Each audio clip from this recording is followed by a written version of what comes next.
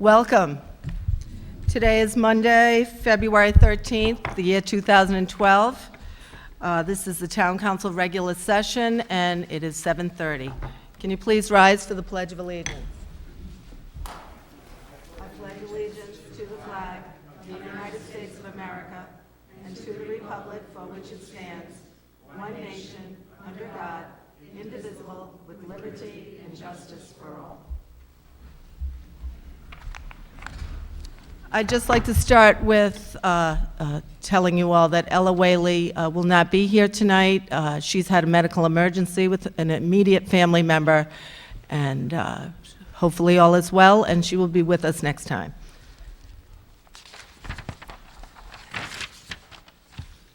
Could I have the roll call, Dale? Yes. Council Vice President McAtee. Here. Councilwoman Eddy. Here. Councilwoman Fogarty. Here. Councilman O'Neill. Here. 4 members present. Council President Whaley is absent. At this time, I'd like to call Chief Vespier to the front of the room.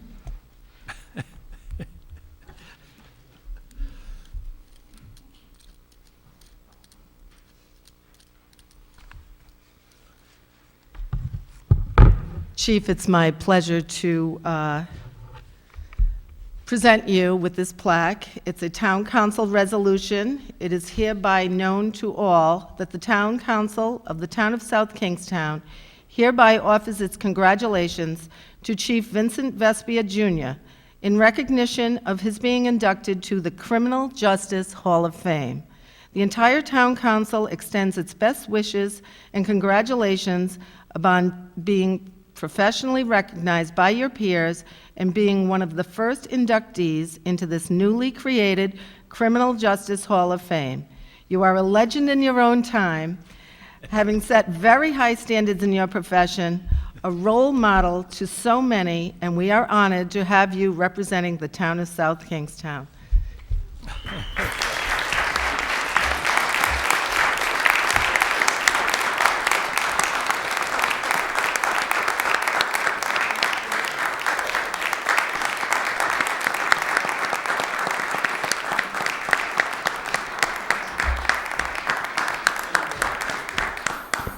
I wish I brought my wife, but she doesn't know that I'm a legend in my own time. I'm sure she does. Thank you very, very much. I appreciate it. It's a great honor.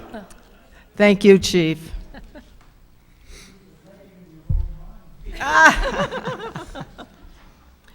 Next, we have the minutes, the approval of minutes of the previous meetings, the work sessions for January 4th, January 5th, January 11th, January 23rd, and January 24th. Do I have a motion? I move approval of the minutes of those dates. Second. I have a motion and a second. Do I have any discussion? All in favor? Aye. All opposed? Motion passes 4-0. Do I have a motion for the regular session minutes of January 23rd, 2012? So moved. Second. Any discussion? All in favor? Aye. Opposed? Motion passes 4-0. Now we move to the consent agenda. Does anyone want anything taken off of the consent agenda? Hearing none, do I have a motion? Motion to approve consent agenda? Second. Second. Motion has been seconded. All in favor? Aye. Aye. Opposed? Motion passes 4-0. That brings us to licenses. License A, a resolution granting a miscellaneous permit to conduct the Beat the Chill Climb the Hill 5K road race on Saturday, March 3rd, 2012 at 11 a.m. to Monsignor Clark School, subject to the execution of a hold harmless agreement indemnifying the town, issuance of a certificate of insurance naming the town as an additional insured for the event in the amount specified by the risk manager, and approval by the Rhode Island Department of Transportation. Application by Patricia Murphy, principal of Monsignor Clark School, from 5074 Tower Hill Road, Wakefield, Rhode Island. This is a new license. Is Patricia Murphy here? Would you please come to the podium and state your name? Hi, it's Lisa Garzilli. Hi, Lisa. Could you tell us about your race? Yes, we're trying to have a road race. It'll be our hopefully, first annual, to raise money for the school for a new playground and computers. And the route goes through South Kingstown and Narragansett. We have already gotten our approval from Narragansett. We do have the insurance that you requested, and it has been approved by the state as well already. So we're requesting approval from the town of South Kingstown as well. Sounds good. Any questions from the table? Jim? Yeah, can you give us the route? Absolutely. I have a copy of it I can Oh. submit to you. No, no. You want me to? Give it to the clerk.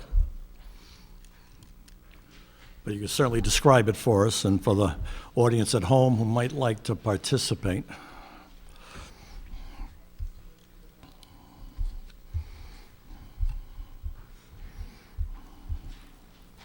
It starts at Monsignor Clark School, comes down the hill by Narragansett Elementary, and then crosses the main road, goes down, I think it's Lakewood, up South Pier Road, and then back on Lambert Street, and then right back by Narragansett Elementary, and then back up that big hill, hence the name, which is Beat the Chill, Climb the Hill. And it's on March 3rd. So you saved the toughest part for the last part of the race. Yes. Polly? Lisa, is this for all ages? It is. It's a walk. It could be a walk or a run. It's for all ages. We'd love to have you come if you're interested. Any other questions? Could you tell us what is the donation? How much is the donation to enter the race? It's $20 for an adult, $15 for a child. Thank you. Any further discussion? Hearing none, do I have a motion? I move approval of License A. Second? I have a motion and a second. All in favor? Aye. Aye. Aye. Opposed? Motion passes 4-0. Good luck. Thank you very much. Have a good evening. Sounds like fun.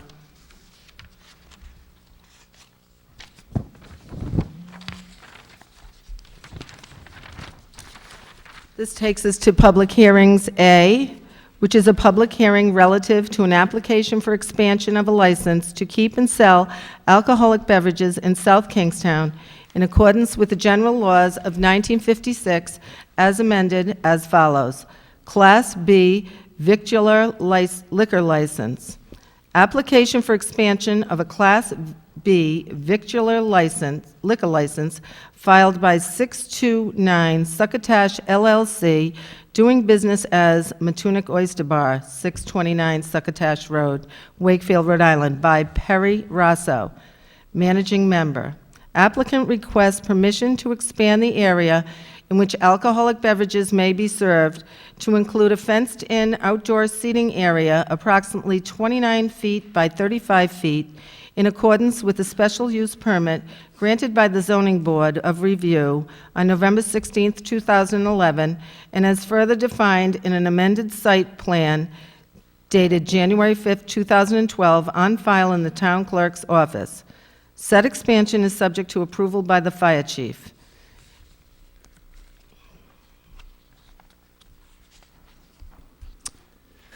Good evening. Donald Packer, attorney representing Matunic Oyster Bar. With me is the principal, Perry Rasso.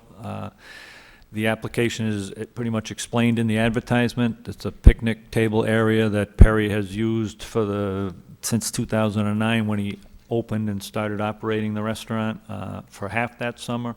He's utilized the area for 2 summers after that. He'd like to serve alcohol there. In order to accommodate people that are waiting at tables. We'd also like to be able to serve appetizers, his famous oysters, obviously, while people are waiting for tables. It's a activity that's been going on, as I said, since Perry opened the place. We've accommodated the parking per the zoning board. The council may be aware that the zoning board decision addresses valet parking, which Perry has implemented and continues to utilize. There's a state-of-the-art current OWTS on-site wastewater treatment system being installed at the property as we speak.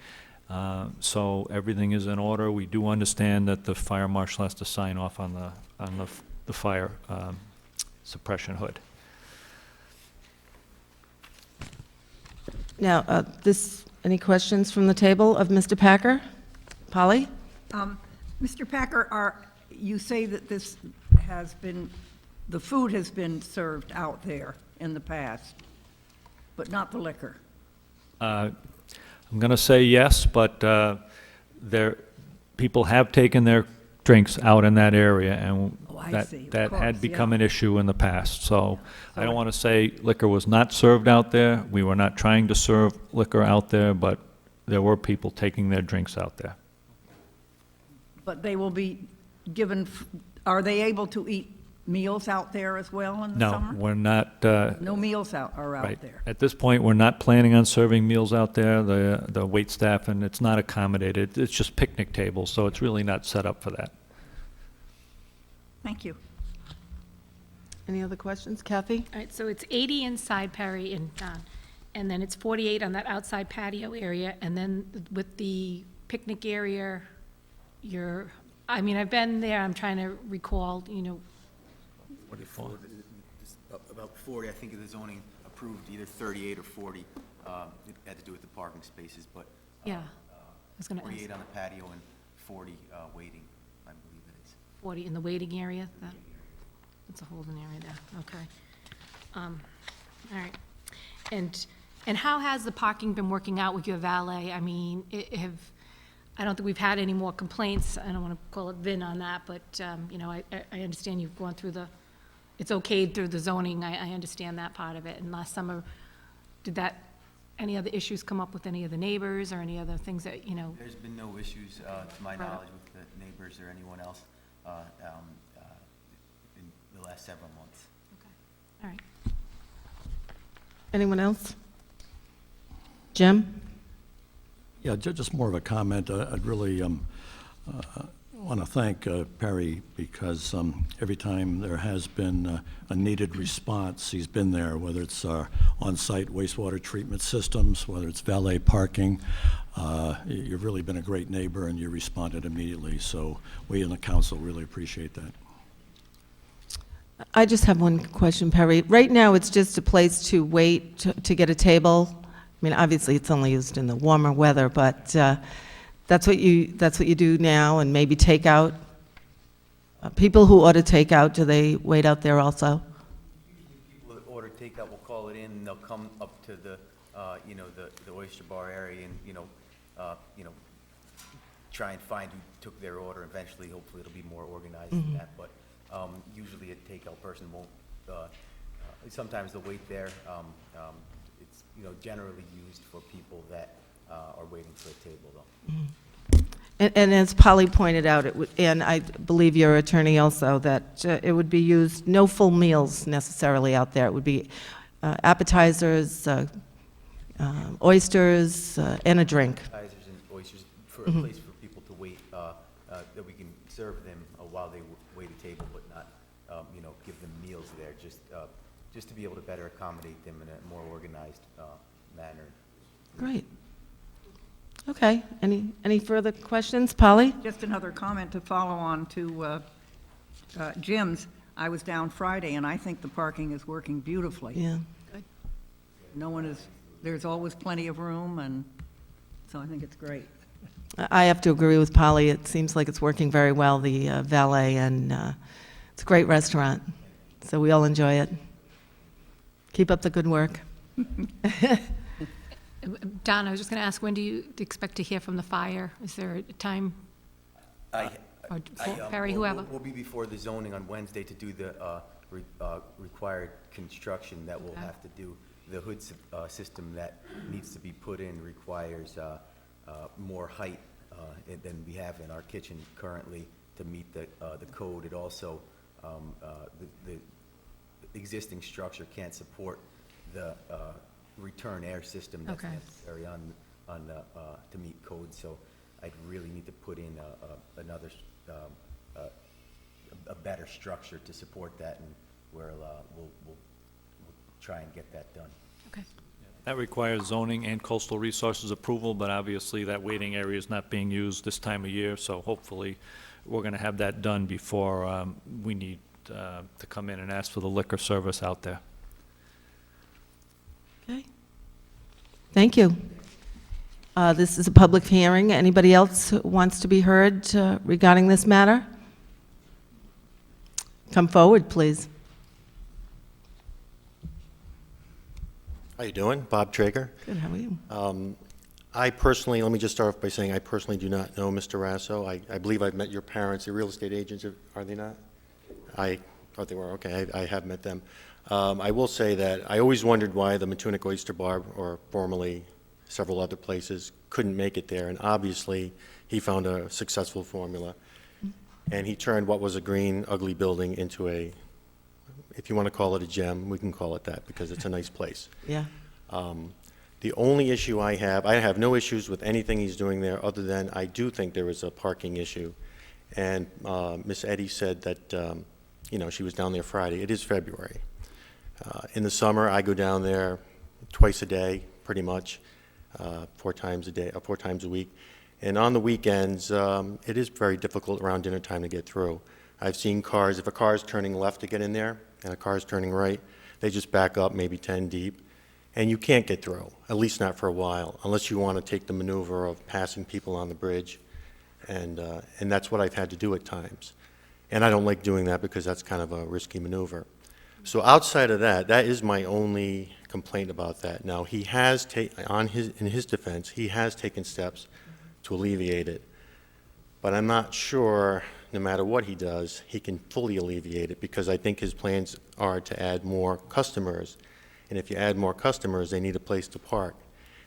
And I hate to say it because, and no one I don't think really wants to come up and say it because I don't want to hurt any businesses in the town because he's doing well and it does generate tax revenue and people work there. But if it does impact getting down there, it's an issue. Now, if you live north of that bridge, it's not an issue for you. If you live south of that bridge or you work down there, it is an issue for you.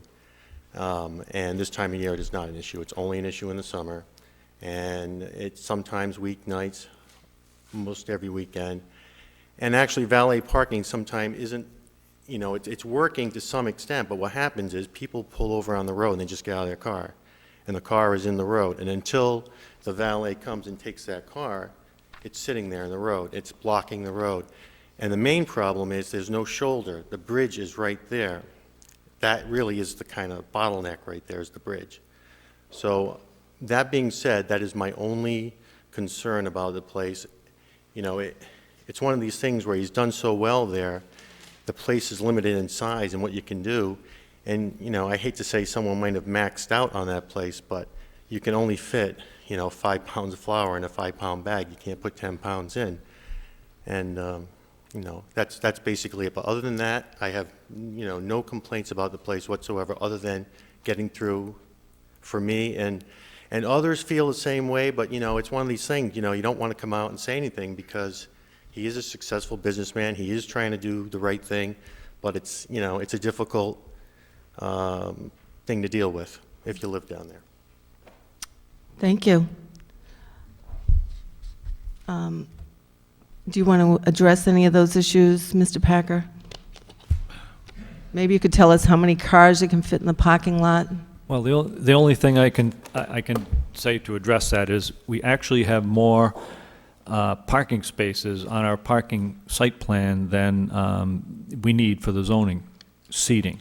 The issue and the reason we went to zoning is because some of those parking places are actually designated in the state right-of-way.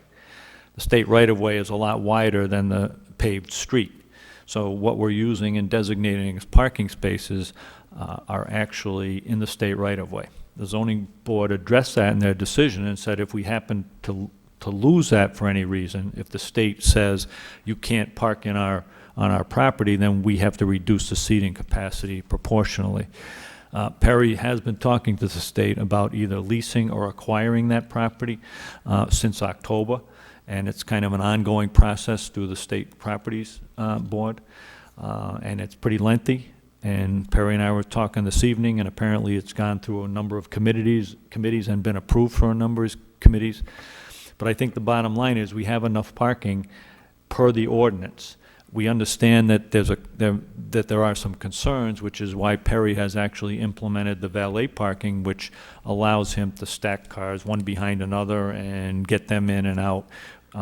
You know how people are, they come in, they park, they don't necessarily follow the lines, they're taking up a space and a half or 2 spaces, so the valet parking seems to be working, from our perspective, pretty effectively, and I've been down there a few times, and I think it's fantastic. Yeah. I add that there's a 25-mile-per-hour posted speed limit in the road. It's, you know, fairly low speed limit. Jim? Yeah, Perry, with the state right-of-way as well as valet parking, just how many automobiles can you get in there? We have 60 total parking spaces on our plan. 75 would be permissible by code. That includes 39 on-property parking areas, 25 spaces that are in the state right-of-way, but essentially in the parking lot. And then there's 10 spaces that are street parking, legal street parking. Okay. 60 total spaces, 74 that are permissible by code, and that's using the 350 square feet that are necessary per space. Okay. 3 feet per space, so, you know, we have to for parking spaces for, depending on what number you use, either 180 people or, you know, well over that if you use the 74 permissible by code. And, you know, we have, with the 48 outside eating, the 40 waiting, and you know, the inside is under that number, so. So just using the minimum of 60, and our ordinance reads what, 3 per? Per person. And then So your 180 there, and the seating that you have is what, 164? Yeah, 164. So even using the minimum on the parking side, you're inside, well inside the limits. And the only parking issue we had at the zoning board, as I'll reiterate, is because some of those spaces are not on-site. And I just have one question. Perry, do you actually expect more people? You have people waiting there anyway in the summer, right? They just, I believe we've reached a level of, I guess, saturation, we'll call it, if, you know, I mean, it comes to a certain period of time where there's a weight which we've reached in the last 2 right. years, where, you know, people will not want to wait, you know, more than an hour or an hour. Yeah. And then they'll leave it, and you know, a lot of times they'll get to the valet, and the valet will be like, look, it's an hour and a half wait, and you know, they. But those people are waiting anyway in the summer. I mean, that you usually have people waiting there to get a table, it seems, many times. So you're just serving them something while they're waiting. You're really not changing your numbers. Right. Well, thank you. Any other questions? Anyone else from the public who'd like to be heard? Certainly.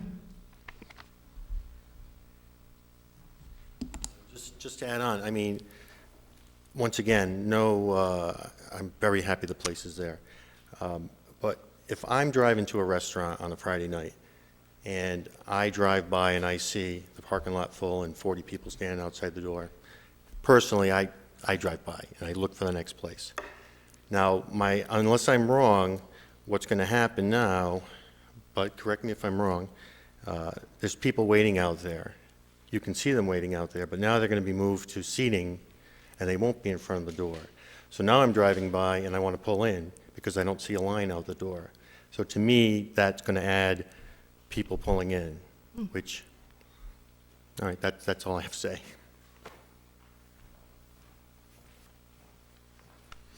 Any other comments? Any comments from the table? Then can I make motion then to close the public hearing? Second? We have a motion and a second. All in favor? Aye. Aye.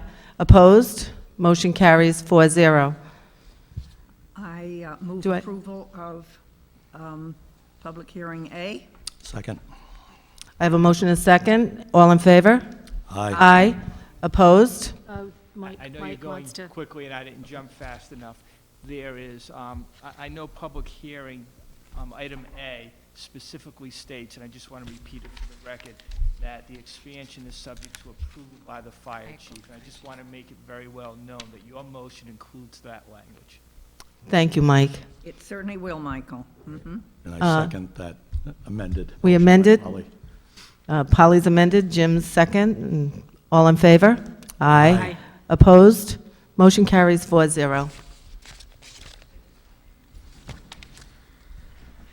We move to public hearing B. This is a public hearing relative to proposed amendments to the Town Code, Chapter 10, Motor Vehicle and Traffic, as follows. Chapter 10, Motor Vehicle and Traffic, Article 2, Stopping, Standing, and Parking. Delete in its entirety Section 10-53, Winter Parking Prohibited. Add Section 10-53, Winter Parking Prohibited.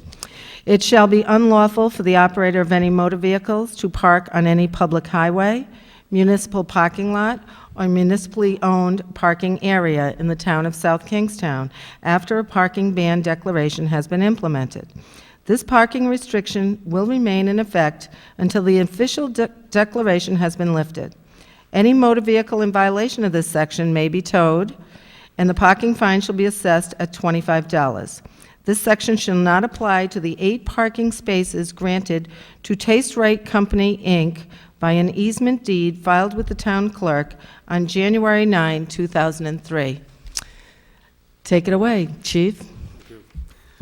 Members of the council, the present ordinance involving winter parking was promulgated by the town council in January of 2003, and at that time there was never any inclusion of the town parking lots, and that became problematic during snow events when the town highway department was out plowing.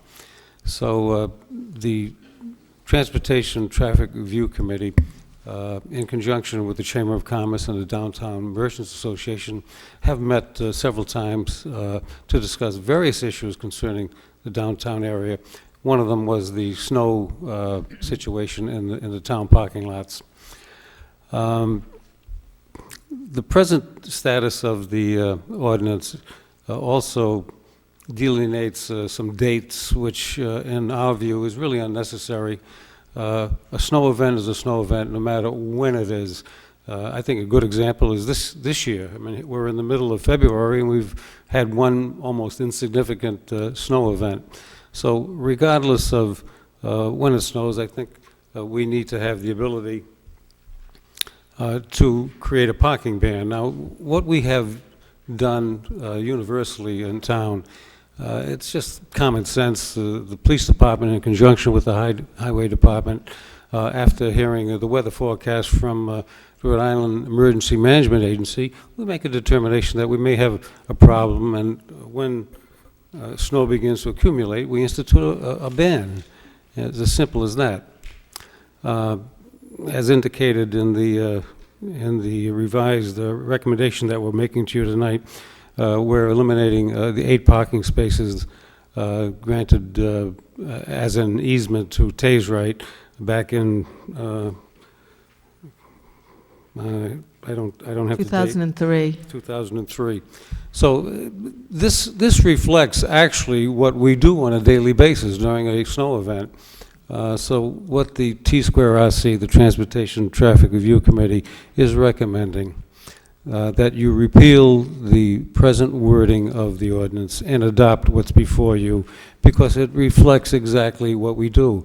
And it's been working very well for a long period of time. Any questions, Jim?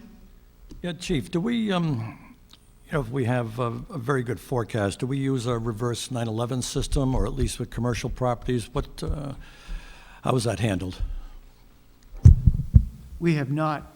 We have issued the parking bans through dissemination on radio and as well as the computer websites. We have not provided it through through the reverse 911 system at this point. It's something we could look at. However, at this point, we're not prepared to do that. I was thinking more of the businesses in the downtown area, if we maybe had a select group of phone numbers. we could look at providing it to the business district as far as the timing. I think that, you know, as Chief said, the institution of the parking bans, I think people are aware of when they're going to occur whenever we are expecting a snow event. So we certainly could look at providing that type of a broadcast, but obviously we would have to look at it in each of the business districts that we have. Thank you. Any other questions? This is a public hearing. Are there any questions from the audience? Any comments? Hearing none, do I have a motion to close? Motion to close the public hearing B. I have a motion and second. All in favor? Aye. Aye. Opposed? Motion carries 4-0. Do I have another motion? Motion to approve public hearing item B. Second? I have a motion and second. All in favor? Aye. Opposed? Motion carries 4-0.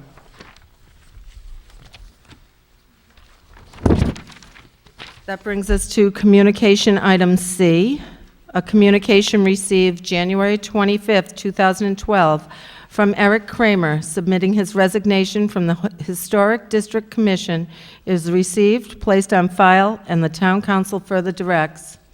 We talked about this in the public hearing, that we would like to send a thank you letter. We'll direct Dale to send a thank you letter to Mr. Kramer for his years of service and appreciate his efforts on the Historic District Commission.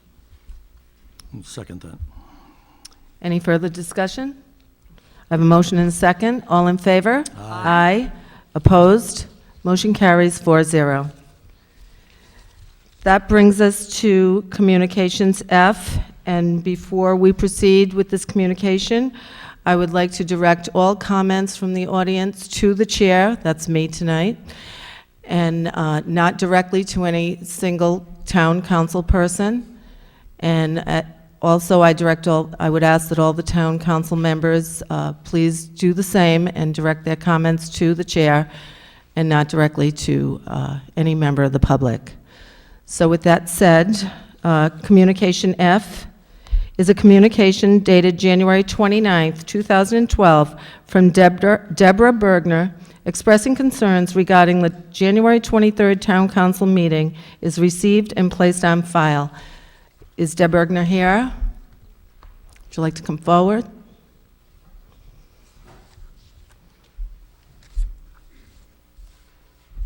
Hi, I'm Deborah Bergner. I live at 345 Kettle Pond Drive. I'm a resident of South Kingstown and a taxpayer. And I spoke at the last town council meeting, and I'm sure you've read my letter. And I expect an apology for the way I was treated. I expect an apology for the comments that were made by a council member after I stepped away from the podium. I feel that I need an apology. I was using my right as a citizen and a taxpayer to ask questions and participate, and I was treated poorly. Anything further that you'd like to say? I'm asking for an apology. Well, is there anyone at the table who'd like to respond to that? Well, first, sorry, I'm going to see if there's anyone else in the audience who'd like to speak to that issue before we take it to the table. Unless you have something else you'd like to say, Ms. Bergner. Not right now. It's Maureen Martin, 271 Wardens Pond Road. Good evening. As you know, further down, I think the next item, I also wrote a letter, but as Ms. Bergner is up here now, I think I would like to reiterate what she said, that it was especially shocking if you were here and saw and heard it personally, that a public member would come forward and just express an opinion, which she has a right to do, and ask a few simple questions. She was in no way confrontational or accusatory, and yet she was called names by one of the council persons. And I agree with her that she should get a public apology, just as she had a public flogging, so to speak. Thank you. Thank you, Ms. Martin. Anyone else who'd like to speak to this issue?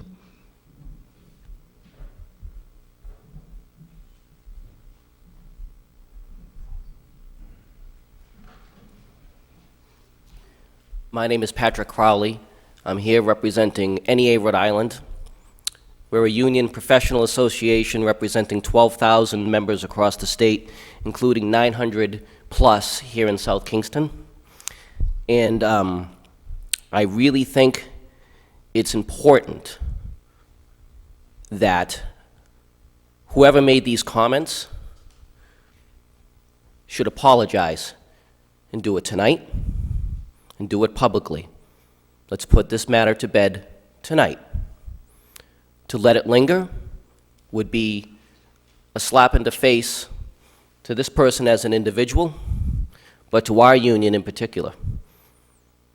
We hold a common phrase in the labor movement: an injury to one is an injury to all. And we live that motto every day. So I'm just here lending my support to a member who was treated very inappropriately, and I hope that this council tonight will find the courage to do the right thing. Thank you. Thank you. Any further comments from the public?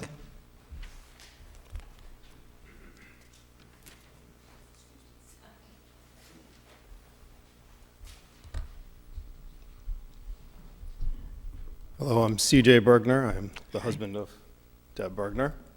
And I also wanted to address this council for its behavior at the last meeting. There have been many occasions over the last 10 plus years where the behavior of this council has come before all of us for the type of behavior that is absolutely unacceptable when people come up here to speak their mind, to speak on issues that are important to each one of us. And when someone gets up here to speak, we have every right to expect the same respect that is given to you. We are not allowed to address each one of you personally when we come here. Yet the behavior that's allowed and has been allowed over the past several years is members of this council and past councils to address personally and attack personally the person standing at this podium. Now, when these things happen, it gets me very upset. I'm a good, honest person, so is my wife. No one deserves that kind of treatment, ever, in this chamber or anywhere else. We give respect to you people. You were elected and put in those positions to represent us. So why don't you behave accordingly? That's all I have to say. And excuse me, one last thing is I do expect an apology, not only to my wife and to me and my family, but to every taxpayer in this town. I expect this council, the offending members of this council, I should clarify, to put forth some sort of communication to the papers, letter to the editor, whatever, publicly apologize, not only here, but you know what, for all those people who don't tune in to read in the paper exactly how you feel about people coming up here and expressing their beliefs.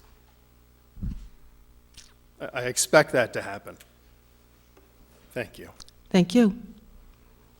Anyone else like to be heard?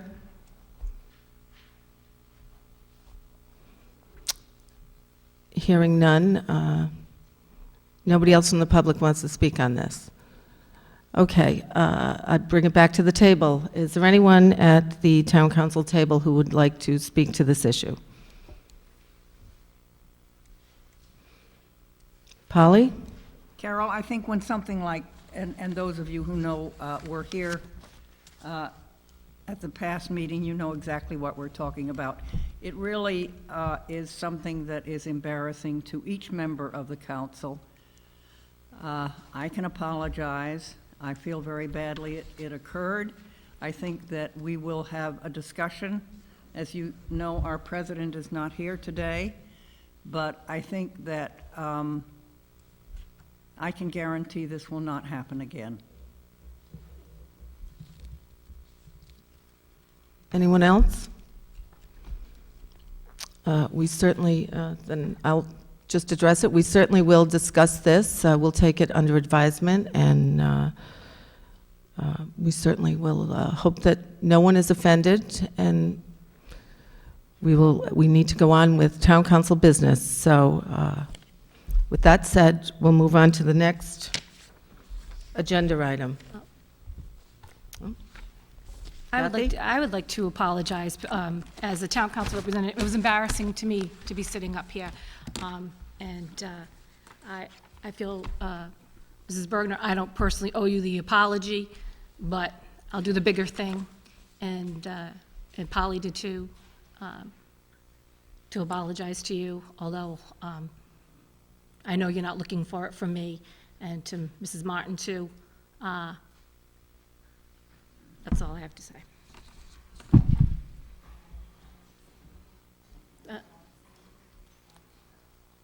I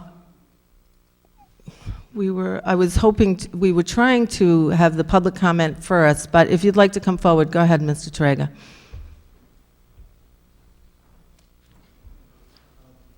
Yeah, I think there's a couple things, Bob Traeger, I think there's a couple things we're missing here, too. I did not witness what happened last meeting, but if what was printed is true, it is a bit embarrassing for the town in general. But what's even more embarrassing in my mind is the way you guys treat each other, at least some of you. And I mean, you know, there's important business to be done in the town. And I mean, if behind the scenes you guys have an argument, fine. But I think that's how you should keep it. Keep it civil up here because, and I'm not pointing fingers at who's at fault, but, you know, I'm sure people have their opinion who's at fault. But I think you should try to be more civil to each other. Thank you. Anyone else? Okay. Carol, you just need to move on this. Move on, okay. There's no motion that needs to be made on this. Received and placed on file. Okay, now that takes us to communication item G, which is a communication dated January 30th, 2012, from Maureen Martin, expressing concerns regarding the January 23rd Town Council meeting is received and placed on file. Ms. Martin, would you like to come forward?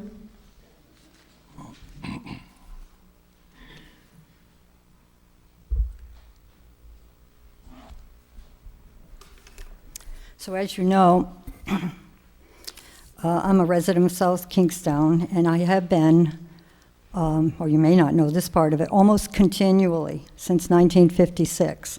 And I've been a property taxpayer here since I bought my first house in 1979. I live here, I pay taxes here, I shop here, I use whatever services I possibly can here. I support all of the charity organizations that I can possibly support here in town, and I have been a great ambassador for the town of South Kingstown over all of these years. But through the years, I've never oftentimes come to the town council.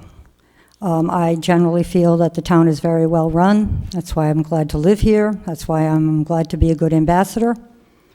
But recently, as you know, I came a couple of weeks ago to the meeting in question, and I'm here tonight, as Ms. Bergner was, to express my concern and distress about what I witnessed at that meeting. As I said in my letter to the council, which hasn't been read, so not everybody knows my feelings, but that I feel like I was treated rudely by a councilwoman who targeted me personally and singled me out as I sat in the audience and insinuated something about my job, which I don't think was important, in that I was not here in any official capacity from any of the jobs that I hold or the positions that I hold in any statewide organizations. I'm here simply, I was here simply then and simply now as a tax-paying resident. But what happened to me, I don't think needs to be addressed because it quite pales by comparison to what happened to both Mrs. Fogarty and Mrs. Bergner at that meeting.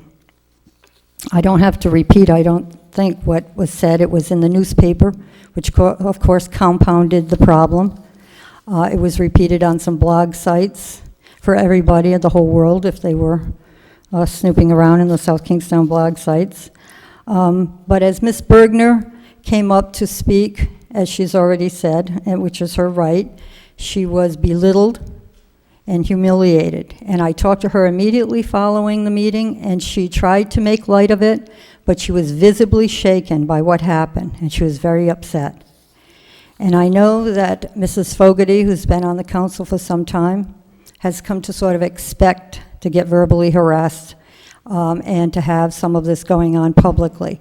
And I've read over the years some instances where a certain council person has been extremely rude to people, and in fact, in the newspaper, local newspapers feels free to call people names. And I think that it's unfortunate that this has become sort of the norm in South Kingstown. And I'm embarrassed and I'm ashamed about it. And I'm here to ask two things tonight. One is, as we've stated, I'd like to have an apology for these two women who were verbally harassed, both Mrs. Fogarty and Mrs. Bergner.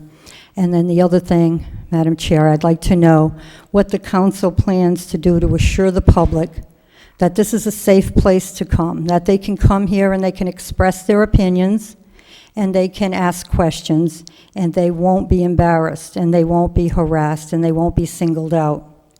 I understand that there is a town council rules of conduct, about a 5-page document, but I went on the website and I could not find the currently signed document. I have one from 2008 to 2010 term. And I see with interest that it says in the conduct of meetings, the presiding officer, the president shall preserve decorum and order. And I don't feel that the chair did preserve any order or decorum.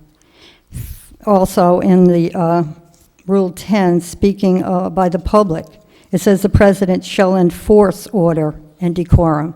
Apparently, there's an assumption that the public can get kind of rowdy, whereas we only have to preserve it for the members of the council because they can, maybe they'll just draw out of the line or something, but they don't get too rowdy. You have to enforce it for the public. Unfortunately, it was the opposite way in this particular incident last week. So that's about it. I'd just like to know what you're going to do so my children will feel when it's their time to come and speak on issues that they'll be able to do that safely. Thank you, Mrs. Martin. Anyone else like to comment?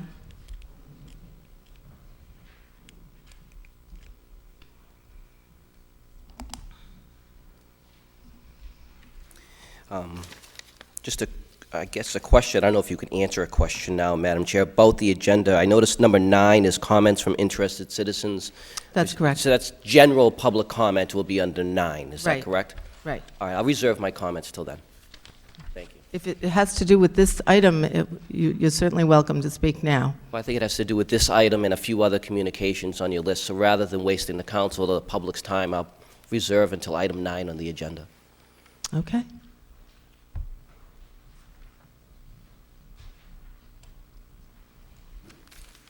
Okay. I'm back, and I wanted to thank Mrs. Martin for her support of me, and I also want to share that what was also appalling was not only what was said after I sat down and I didn't have the ability to come and refute that, was that the characterizations of my use of my cell phone. I'm not sure if any of you have children in the public school system, but that week, January 23rd, was midterms, and I have children who were studying, and so to characterize that I'm getting any sort of instructions or any sort of messages on how to act or behave, it was ludicrous, again, repeated in the paper, and it's defamation of my character, and that is really upsetting to me. And then when we talk about it with our neighbors and friends, one of my neighbors said to me, why would anyone risk coming up here and only to be embarrassed by the town council and belittled and treated so poorly? So clearly, the fear of anyone coming forward is in our community, and that needs to be addressed. And I agree that it needs to be a safe place to come up here, and past practice has even allowed multiple appearances at the podium if no one else wants to speak. And I came twice, or actually 3 times, because I did review the tape. and that I was allowed to do that. And so that for then it to be characterized as appearing numerous times and getting text messages is absolutely ludicrous and inflammatory. And I speak for myself, and no one tells me what to say or do, and I am a member of many organizations, and yet I stand before you simply as a taxpayer, and I asked simple questions, and in order to deflect focus on those questions, I believe I became personally attacked. And I feel that I'm not going to get an apology tonight from the councilman who committed these attacks against me. And so here I am saying that this council has really never been so unwelcoming. And if that was your goal, then you have achieved it. And the leadership has achieved frightening the public from coming forward and sharing an opinion. Whether it's lack of control by the leadership, that remains to be seen. But I was attacked in the paper, and it was repeated. I was attacked in the chamber, and it was repeated in the paper. And so now I know where this council stands, and it's clear to me I'm not going to get the apology that I deserve. Thank you, Ms. Bergner. Anyone else? Please, come forward. My name is Mike McDonald. Excuse me. I'm the president of Local 528 at URI, representing roughly 550 men and women there, roughly 170 of which live in the town of South Kingstown. In my short time as president, being involved in local politics, I can say I've never heard of or been witness to such despicable action towards the citizens of any town or city, and I'm here to support my friends tonight. And I again would request on behalf of my members that live in South Kingstown an apology to Mrs. Martin and the other folks that were here. Thank you. Thank you. Anyone from the table like to speak? I would like to address some comments to Ms. Martin. I would just like to say that I do ask questions from the table here, and I feel that that's my right, not only my right, but my obligation to get to the bottom of what the issues are. And many times, when people do come in and speak at the podium, I need clarification of what the issue is all about, where they're going with their comments. So I have been known to ask questions from the podium. If, I'm not the podium, from the table. If any offense was taken, it certainly was not meant from me to be given to you. And if you took it that way, I do apologize for any kind of, any insult you might have taken, but I do believe it's not only my right, it's my obligation in making decisions up here to ask further questions of people who come forward to get for clarification and understanding of the issue that they're presenting. So I'd just like to make that comment. Anyone else from the table? I'd like to close. I would hope that we can keep it less, not argumentative. It wasn't meant to be. Certainly, come forward then.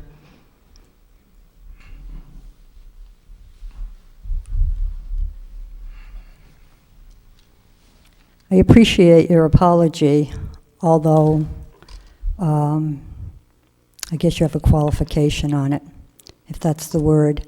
I just want to say, Madam Chair, that I understand that if I was at the podium and you had some questions about the point I was making, either you didn't understand or didn't agree with it or needed some clarification, that would have been fine. But as you recall, and you can watch the tape, I was long gone from the podium and sitting down, and actually 2 or 3 other people had come up, and you just sort of pointed out about me as though, and made some insinuation about some organization that I was involved with, and I think it was just sort of kind of to deflect the argument. So I just want to be clear that if I had been up here and you had asked me, you could have asked me 1,000 questions. There's nothing you could ask me that I wouldn't be able to answer. But I think it was the mannerisms in which that, the way you conducted yourself. Thank you. Thank you. Well, I guess if there's no further comment, we've received and placed that item on file, and we move on. What I think you need to do with both F and G is actually have a vote like you normally do on both items. You can do them together to receive and place on file. Someone needs to make that motion and vote. Okay. Do I have a motion on communications F and G?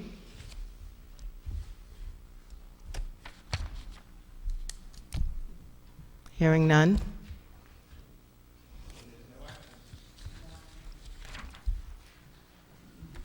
That brings us to communication item H, which is a communication dated February 3rd, 2012, from Councilman James O'Neill requesting adoption of a resolution proposing consideration of a legal challenge to the Rhode Island Senate redistricting proposal E as amended, as adopted by the Rhode Island General Assembly, is received, placed on file, and the Town Council further directs.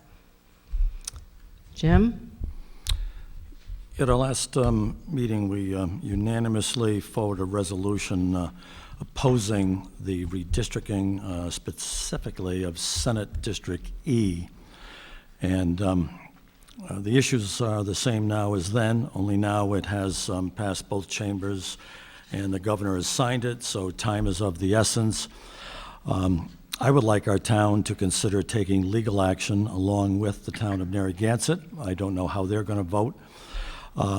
Or, as I said in my resolution, also consider joining any other districts or political parties if they bring a legal challenge to the redistricting effort here.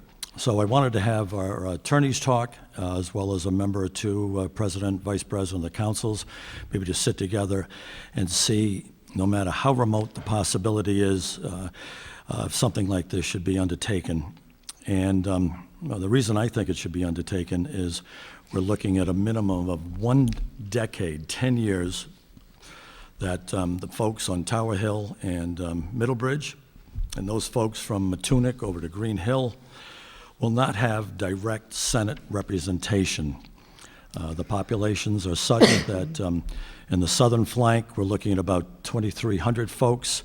Westerly will have almost 23,000. That's a 10-to-1 ratio. You can only imagine how much notice we're going to get by whoever the senator will be from the town of Westerly, who will control that Senate district. And the same thing on the eastern flank. We've got Middlebridge, Tower Hill with 1,100, a little over 1,100 population, and they've been tossed in with East Greenwich and North Kingstown in the southern part of Narragansett. But East Greenwich and North Kingstown have almost 19,000 folks. You're looking at about a 17-to-1 ratio. Who's going to pay any attention to the South Kingstown voices? So I really think this is nothing short of, this is beyond politics and gerrymandering, as we know, which took place in the House district, so we can understand some of that being pushed and pulled around. But this is absolutely a theft of our vote for a minimum 10 years, and it could be as long as 50 years. This may never change again. And I don't think we should sit up here and abandon these folks. A lot of people are saying, oh, well, we'll have 2 new senators representing us, but we're not going to get them elected, and when push comes to shove, why are they going to pay any attention to South Kingstown?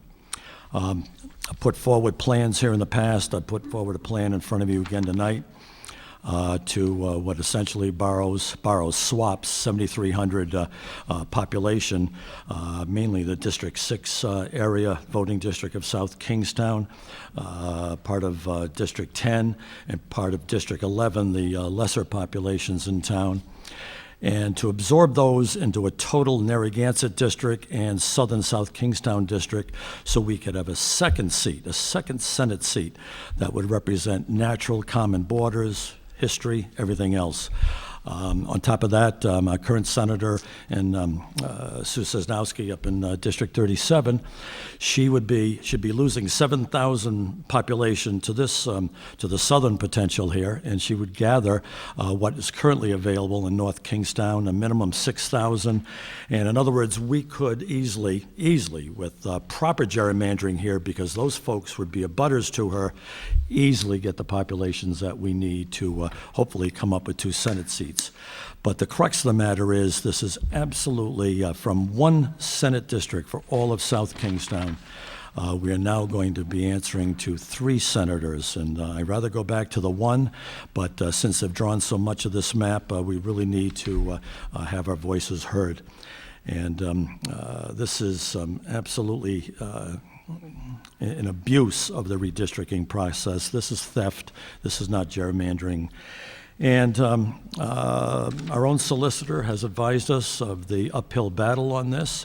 The cost would be great, probably a minimum $50,000. Would have to hire a consultant, as well as an attorney outside of South Kingstown's attorney base. But when you consider that this could be from 10 to 50 years, all these folks not to have direct Senate representation, I think it's well worth the money to pursue this. It's a win-win for Mrs. Sosnowski if she continues up there, and it's a win-win for South Kingstown and Narragansett with the numbers that I put forward. Narragansett would have about a 1/3% larger of the population, but we would be back to common natural borders, and if we all remember 125 years ago, we were one anyway. I don't care if it's dog pounds, senior centers, sewer, URI. We have so much in common, and to have this put asunder is simply outrageous.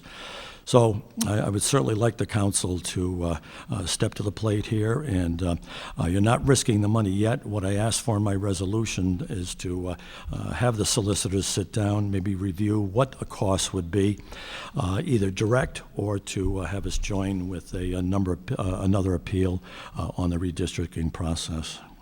So that's where we are, that's where I stand, and I stand with the people of South Kingstown here, specifically on the eastern flank and southern flank that have absolutely been just rendered irrelevant and rendered a minority. Thank you. Anyone else like to be heard? Do I have a motion? Excuse me, Carol. Go ahead, may I Polly, speak? please. May I speak, or Absolutely. would Oh, you like? I think, why don't we, I think Polly, we're you at the go table. first. We're at the Polly table right first. now. Yeah, we're at the table. We haven't asked for public, well, I haven't put it out for public comment yet. We're still at the table. I raised my hand a little late. Okay. We discussed this in the work session. I have a couple of feelings on this. There is a process whereby redistricting is accomplished, and the process is it goes through the state. They hire a authority who does redistricting, which they did, and that person does the best possible job he can or she can do, and then it goes through the legislature, and they change it however they would like to change it, and then it's signed by the governor. All of these things have happened. So I think it's a little late, number one, to be addressing this now. And, you know, our lawyer recommended that, or told us that it was seldom successful. He could not remember a case where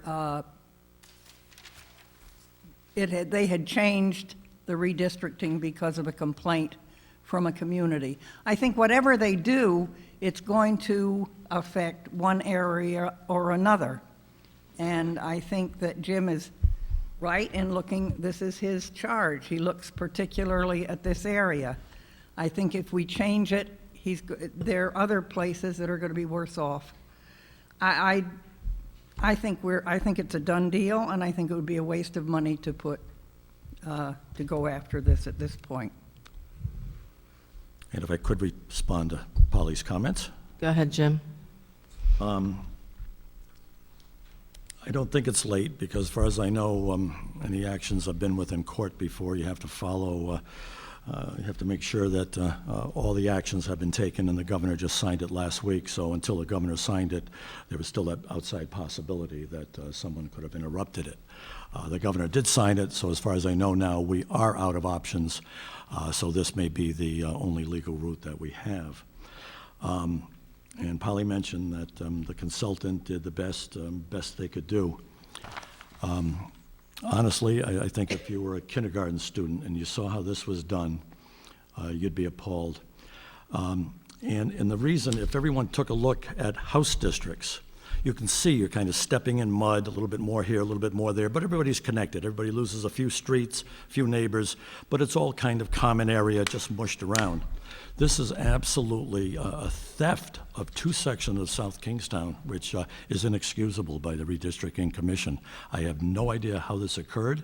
I went to the high school auditorium with one of their meetings. None of this was presented. None was presented. And maybe that's where we make our case on a legal challenge. Thank you. Thank you, Jim. Mr. Crowley, did you want to speak?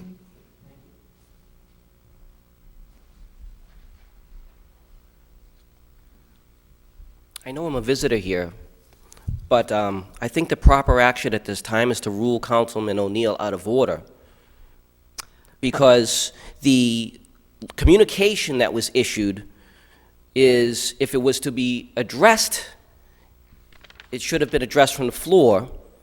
If it was addressed even properly in that forum, the public has not had a chance to see his resolution, and what happened as a result of the colloquy back and forth was a debate of a resolution that the public has not had a chance to vet.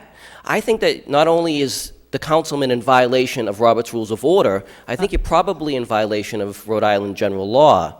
And I think it would be important that if these matters are to be discussed, and I don't have an opinion one way or the other on the merits of the resolution, that's a local issue for you to decide. But it seems obvious to me that the taxpayers and the voters of this district have an interest in knowing the merits of any resolution prior to its discussion before the body itself. And it would seem to me that without ruling Mr. O'Neill out of order, that the council puts itself in legal jeopardy. If this was to be discussed under new business, where there are certain rules that are to be followed, posting requirements, et cetera, very well. I think I still have my time. Okay. Having it conducted in this form is really a lost opportunity for democracy in the town of South Kingstown. And I would hope that the chair does rule Mr. O'Neill out of order at this time. I'll stop there. Well, Mr. Crowley, just to respond to you, there's no motion at the table at this point, so we have not adopted his resolution. We haven't even gotten to that point yet. We haven't taken a vote. It may not, he may, he hasn't even put a motion on the table. We're just listening. We have discussion here. And I'd like to refer it to Mr. Osillo, if you have any comments relating to this, but as to say he's out of order for bringing up the item on the agenda and speaking on it, I don't think that's the case. Well, Madam Chair, just with all due respect, if that were the rule, could any member of the council at any point ask for a letter, send a letter to their colleagues, and then publicly debate the merits of their position without that actual underlying issue being part of the agenda, depriving the public of an opportunity to know in advance of what's on the agenda?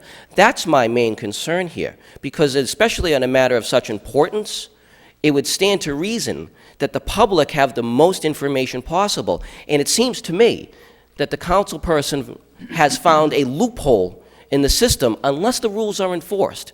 So if there's going to be some kind of democratic respect for the people's voices in here, I think the proper way to do that is to rule him out of order. Move it to new business. Post it according to the rules in the Rhode Island general law. Thank you. If I could just respond, this matter is certainly in order. Number one, it is on the agenda. It's very clear that the agenda states it is a resolution proposing consideration of a legal challenge to the redistricting proposal E. Number two, all of this is posted on the web prior to the meeting, just like everything on your agenda and all of your materials on your agenda are totally accessible to the public. And if someone doesn't have access to a computer, they can come into the clerk's office and, of course, obtain copies, look through the agenda, look through all of the supporting materials. And finally, it has been tradition on this council, at least since I've been involved, that goes back to 1995, that any councilor has the right to bring a communication to the council in the form of a resolution, a letter, et cetera, have it placed on the agenda, and then it has to be discussed, moved, and voted on in public. So procedurally, the council is doing what it should be doing here this evening. Thank you, Mike. Anything further at the table? Seeing, Kathy?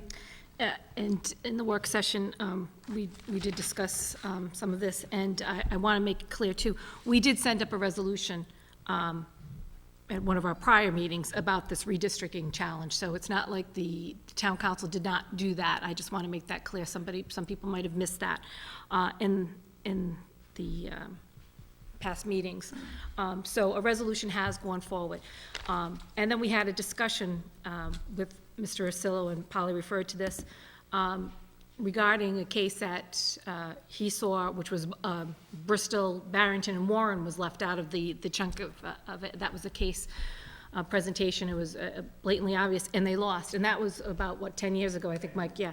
And that was at a cost of about $50,000 10 years ago, because as Mr. Ursillo has pointed out, it's not just the lawyers that we have that are on retainer. You would need a consultant to come in, and the consultant fees have certainly gone up over the past, I don't know how, 10 years, obviously, and we could probably lose. I'm not a gambling person, I never have been. I just don't think that this is going to be a $50,000 bill. I think this is going to be a much greater bill.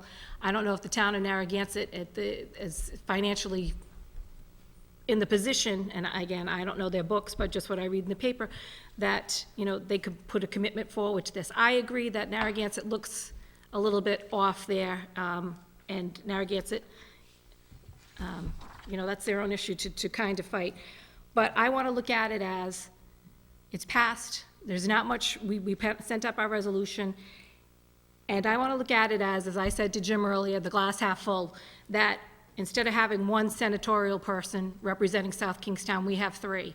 And Dennis Algiers, is what I can see from when I've covered in the Westerly area, has certainly done a good job in the Westerly area. I don't know the man personally, but from what I hear and some of the roadworks and some of the projects that have been brought down in that general area, he seems to get things done.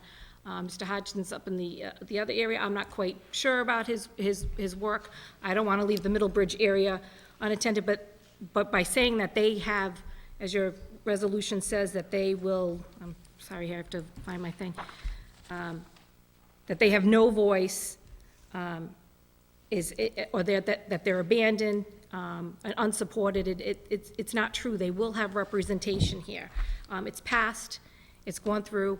I just don't think it's the taxpayers' money. I think it's almost like throwing the money out the window, and I just can't do that in these tough financial times that we're facing, and I think it's going to be greater than $50,000. And I appreciate the work that you put in here, Jim, but as you move things around and push things around, I think at the back end of these redistricting, where you're pulling numbers out, you're going to squeeze the other areas, and it's going to be a problem down the road for the next person. I don't know if it's because we're landlocked, not landlocked, but we're against the water, and the way things shuffle and the population changes and where the densities are, these things change. It happens over time. I don't know Mr. Kim Brace. I know that he's certainly, from the paper, he has been doing this for many, many years. He does it for many, many states. I'm sure that this has come up, and everybody kind of thinks that they might not fare well. I don't think this is anything new, but I just don't think that we're gonna win a legal challenge on this, and that's why I can't support it. Go ahead, Jim. Yeah, I appreciate everybody's thoughts on this. My concern, as I said earlier, is beginning next year and the years after. I don't know Senator Algiers. I've forgotten the guy's name in East Greenwich, who's a senator there. My issue is, with a 10-to-1 ratio from the southern flank and a 17-to-1 ratio on our eastern flank, why is anyone going to spend any time running for office coming down to visit us? Why would we ever hope that our voice would be heard? Why would coastal issues in Green Hill, I don't know if Senator Algiers or whoever may be the next senator, will they have the same concerns with us when they don't represent the same amount of population? The same thing with Tower Hill and Middlebridge. My gosh, 1,000 people answering to East Greenwich. I don't get it. There's no reason in the next election or the decades after that for anyone to come down and look for votes in this area but one time and then just disappear. So it's, I just think this is, I think what's important, I really worked the numbers here, and you know, we have 5 Senate seats basically in this Washington County. There are 141,000 people. This is really easy. You sort of take what they did with the House, you mush it around a little bit. What I have done is practical, smart borders, commonality, neighborhoods. I've done everything that Kim Brace talks about balance. He didn't use balance here. I don't know what happened here. It's like they didn't have a map, like they forgot. Maybe they think we're part of Connecticut. I have no idea. But this is an abuse, an absolute abuse. It's corrupt. It's not even what you do for gerrymandering when you borrow a few neighbors' streets and mush things around. I mean, I just saw it in the Cicilline-Langevin district. At least those were all neighborhoods in Providence. They all pushed in one, pushed the other, but they were commonality of areas and geography. This isn't even close to what the rules are supposed to be. And I know the rules are a moving target, but this is outrageous what's going on here. So I guess I get the message from the council folks here. Yeah. I'd just like to weigh in on the issue. I can see where you're coming from, Jim. When you look at District 35 especially, it looks like there's a corridor going down Route 1 in Narrow River to get to Narragansett all the way to East Greenwich. But I agree with Kathy and Polly. I think after listening to Mr. Ursillo, who is our legal counsel, our chance of prevailing on this issue are slim to none. The legal costs would be exorbitant. I think $50,000 is probably conservative. We would need an expert to prove all allegations of to prevail in any event, discrimination and on and on. The town doesn't have the money. We're in financially difficult times for everyone, and it's, if I'm a gambling person and these are the odds, I just don't see it. But, so for that reason, I would not vote to endorse your resolution. And my last response to that is the way they do these things nowadays are by population blocks, and there are tens of thousands in the state of Rhode Island. It is so easy now with what he has for population, streets, neighborhoods. So there's no getting around that. It's not like the old days where you take a minority group and even make them more of a minority or make sure they were a minority in a new neighborhood. The populations are known, the computer profile is out there, so a lot of that work is done. The computer work, frankly, is all done. Now you can change, we can follow district lines here, we can follow highways, but all that hard work is done. So a consultant will have to come before the judge and say, hey, we're just going to screw these people, the heck with it. And if that's the way the system works, then we're in deep trouble. But I'm not going to abandon these folks in South Kingstown. I think I think this decision that you're making not to move this forward is a sad one for South Kingstown. Kathy? And I don't think we abandoned folks. We sent a resolution up, and we discussed, or sent our issues forward before. And now this is the next step where you're asking us to spend a significant amount of money for what our legal counsel is telling us could be pretty much near zero possibilities of winning. So we didn't abandon, we sent a resolution forward.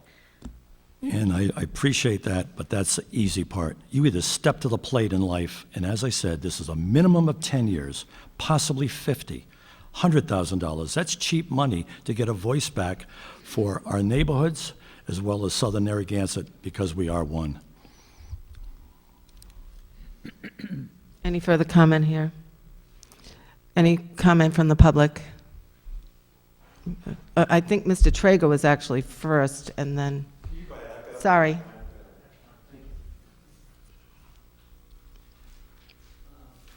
I'm Wynn Hames. I'm from Narragansett, not South Kingston. Most of you, I think, know me. I've been to commission hearings, committee hearings, and everything else about this continuously since December. But I want to ask you a question, first of all, about the resolution proposing consideration of a legal challenge. Is that just to consider it, or are you to actually have to do it tonight? I was reading this that you would consider a legal challenge and then maybe investigate it to see what, I mean, that's how I'm reading the resolution. You can correct me if I'm wrong. Is it just to consider it, or Well, is...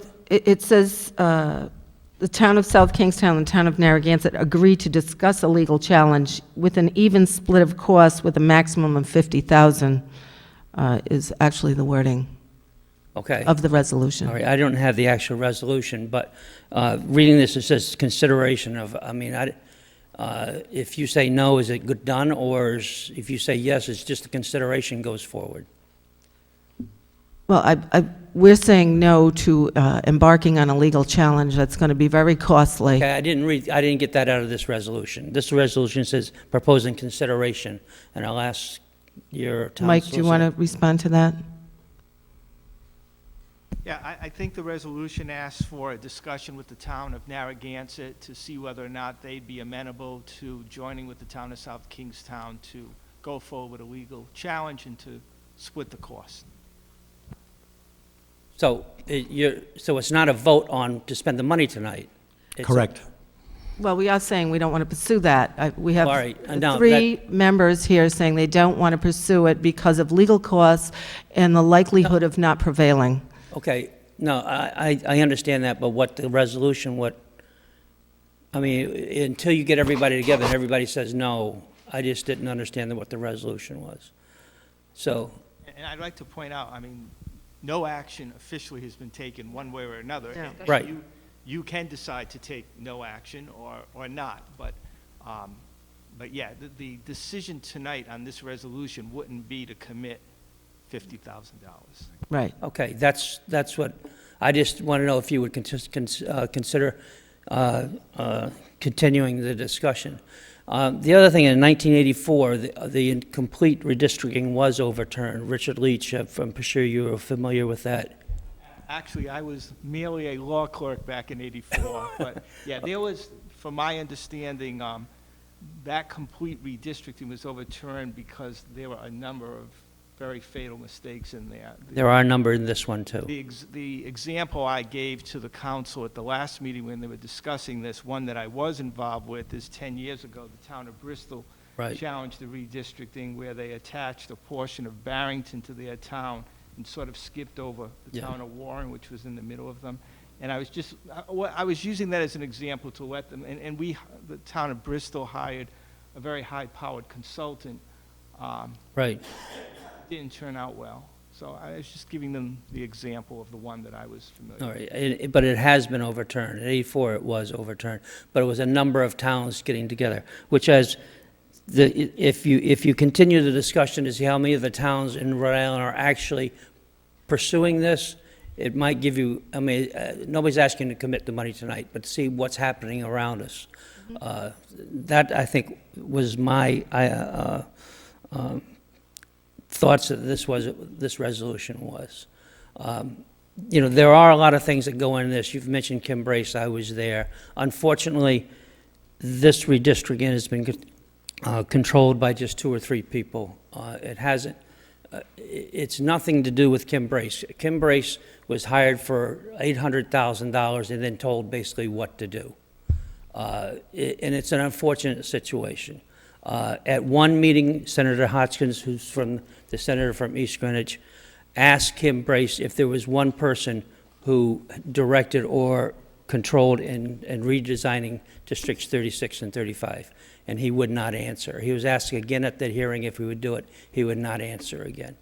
So and again, you look at the papers, you say, yes, Kim Brace has done all this, but he hasn't done it. The people behind the scenes have done it.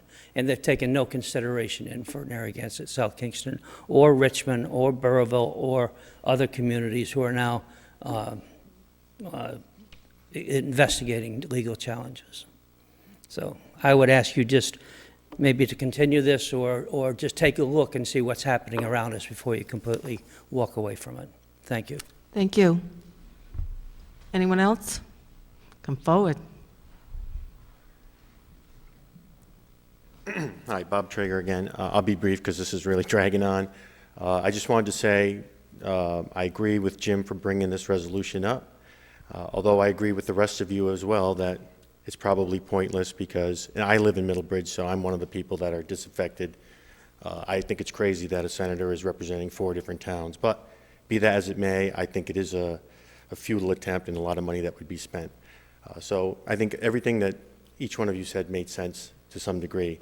The only person I have a gripe with and that I'm getting up here to speak is because I don't like an out-of-towner coming in here and telling us how to run our town council. Thank you. Anyone else who, Maureen, did you? No? Was that, you don't want to come? Oh, I thought you had your hand up. No, I'm not. I'm sorry. I just thought you had your hand up. It's fine. Anybody else? Okay. Jim? Yeah, Mr. Hames, the second part of that resolution was, or to investigate if another political party or another district or another community was going to move forward. So I wanted, two-prong effort here, Narragansett as well as South Kingstown, because Narragansett and South Kingstown are trapped in this new body. So there was a potential joining of forces there, maybe saving money. I just think that should be investigated. And as I mentioned, time is of the essence. I don't know what the time period is after the governor signed this. I'm not a lawyer. I don't know what what it's 30 days, like land use stuff, so on and so forth. I don't know what the rules are to bring a challenge, but I wanted either or to be looked at by our solicitor and either members, appointed members from the town councils of both towns. So it was a choice there. Come forward. Change your mind? Just have 2 points to make. Sorry, but I have my wrong notes here. One is, as Mr. Crowley pointed out, or as Mike pointed out, it may be technically correct the way the procedure has been tonight, but I think it does leave those of us in the audience with kind of a lack of information. And I suppose you can go online and upload all of this stuff and print it out and figure it out, but I think what folks would need to see, something like this, a resolution of this type, I think on paper, and I think it would be more appropriate to be probably in new business. But that being said, not on the issue of redistricting and the resolution, which I'm not sure what it would have said, a lot of us are not happy about a lot of the redistricting decisions. But I think that, as we've heard Willie Nelson sing a few times, you really can't put the rain back in the sky. And I don't think we have the resources for that or the time for it. Thank you. Thank you. So we move on from this to, is there a motion? No motion? Polly? I move that we place Resolution H on file. Do I have a second? All in favor? Aye. Opposed? Nay. Dale, can we have a, motion passes 3-0. Dale, can we have a roll call? 3-1. 3-1, excuse me, sorry. Council Vice President McAtee, Yay. Trying to figure out how. Yay? Fogarty, Yay. Councilman O'Neill. Nay. Thank you. 3 in favor, 1 opposed. So motion, the communication gets placed on file. That brings us to communication I. It's a communication dated February 2nd, 2012, from Joseph F. Matthews, Scoutmaster, Troop 44, Matunic, requesting letters of congratulations to David Miller, Connor Duckworth, and Ryan Thomas for attaining the rank of Eagle Scout, and inviting council members to present the letters at their award ceremony on March 4th, 2012, is received, placed on file, and the town council further directs. Well, we talked Kathy? about this in the work session, that Dale will probably do her wonderful work that she does and finds out what they did for their Eagle Scout awards, and we put a nice resolution together. And I'm sure that there'll be a council member who will be representing us at the function on March 4th. Thank you, Dale. It's Very a- good. Do we have a sec, that was a motion, do we have a second? All in favor? Aye. Aye. I'll certainly try and go on March 4th, and I know Ella usually attends these scouting ceremonies as well. That brings us to Communication K. It's a communication dated February 6, 2012, from John Patrick Shanley, former state representative in District 35, concerning the recent tax exemption authorized by the Town Council for the Southern Rhode Island Chamber of Commerce. It is received, placed on file, and the Town Council further directs. I know we discussed this at the, Polly, did you want to speak? Here? Oh, is Mr. Shanley here? I don't see him. I don't either. Then, yes. Polly, please. I move that we refer this communication to our solicitor, Michael. Do I have a second? I'm just trying to dig it out here. Michael, so you were going to, could you just tell us what you think you might do with in review on this item? Sure, there's, I've already put a little memo together Yes, I'm for looking you, for it. pointing out that, yes, the act clearly requires that there be a nexus between charitable activities and any kind of tax exemption pursuant to the pilot. The last meeting, you referred this matter to the manager. I will be working with him in sitting down with representatives of the chamber with regard to doing our due diligence and documenting the charitable nature of their activities, and you will be hearing back from us after we've completed that process. And now, is that charitable, Carol? Go ahead. Is that charitable activities within the facility itself or broad? I think it's broad. I mean, it emanates from the facility, but it's broad. Okay, all right, just wanted to clarify. Any further comment? So we have a motion and a second. Oh, I don't know if we have a second. No, we don't. Do we have a second of the motion? What? Just a motion, I believe, right now. Just a motion. Just a motion. Second. I have a motion and a second. All in favor? Aye. Aye. Opposed? Motion. Oh. Does anybody want to, is there any comment from the public? Go ahead. No.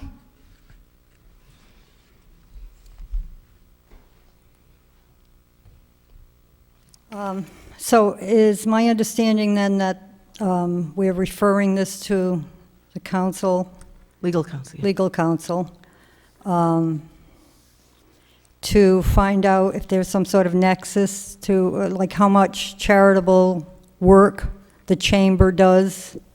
Correct. There has to be a nexus. And does the law speak to how strong that connection needs to be, or, like, is there something? It's my understanding from unsolicited legal advice I had received, this is, quite frankly, a topic all around the state of Rhode Island at this point. And it's my understanding that the chamber is not a 401(c) nonprofit charitable organization and does not fall under this. And I understand what we're doing here, but I think that we're going to find, and I do have one case study I could share with you, and I'm not a lawyer, and I don't play a lawyer anywhere in my jobs. And as we now know, union representatives don't have to go to law school to practice, so. And when arbitration matters. Oh, that's right. But I would like to suggest that at a time when auditors are looking so closely at budgets in cities and towns, that we need to be excruciatingly careful about what we're doing here. And I appreciate it. Thank you. Yeah, and if there's anything you want me to see, if you provide it to the clerk, I'm more than happy to take a look at it. Okay. Thank you. Anyone else in the public? Hearing none, I have a motion and a second. All in favor? Aye. Aye. Opposed? Motion carries 4-0.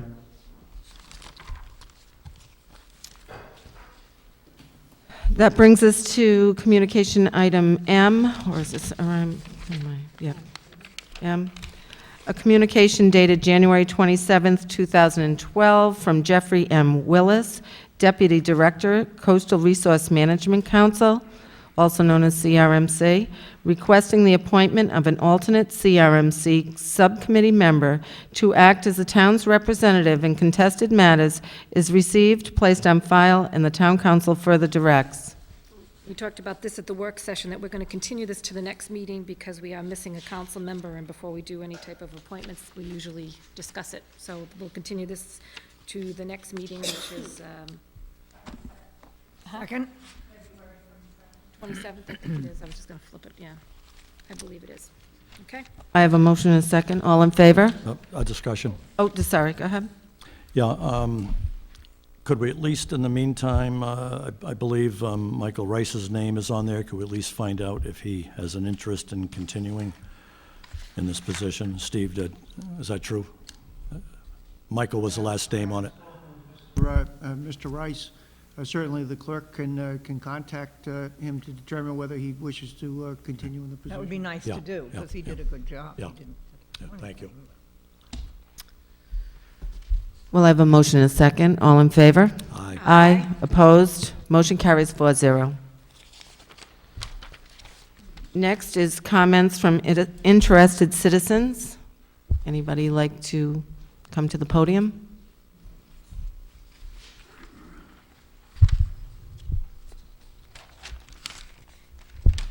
Thank you, Madam Chair. I had a question. I'm not sure if it's appropriate for you to answer this or not. Could you please state your name for the Sure, record? sorry. Patrick Crowley.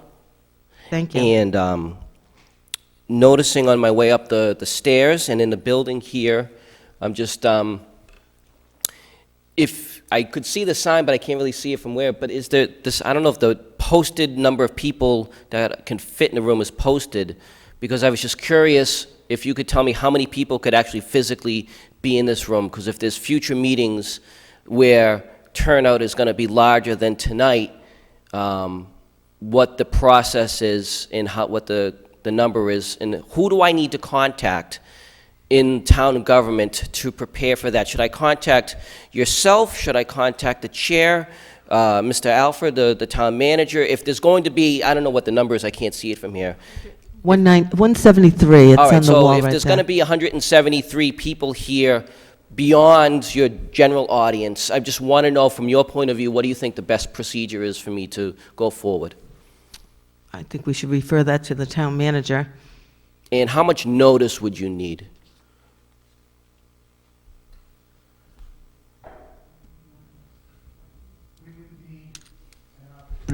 We would need an opportunity in advance to be able to do the planning to move to a larger venue.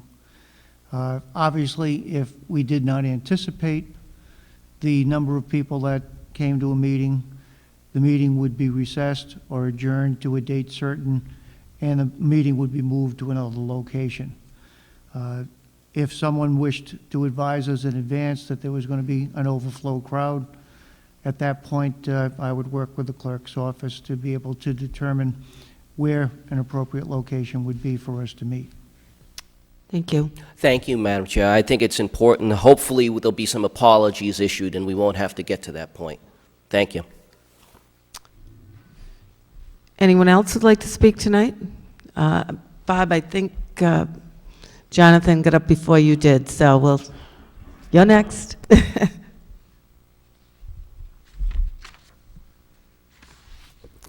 Jonathan Daly LaBelle. Wow. NEA Rhode Island's in the house. I don't know how many people were here tonight. I didn't do a head count, but my guess is probably around 50. And I think there was a strong effort made to get as many people here as possible. So, you know, if there is more than 173 in the future, I have utmost confidence in my town to handle it in the best way possible. But don't go out of your way to make those arrangements just yet. All right, well, it's an election year, so I don't miss too many meetings, but I missed the last meeting, and I guess it was a doozy.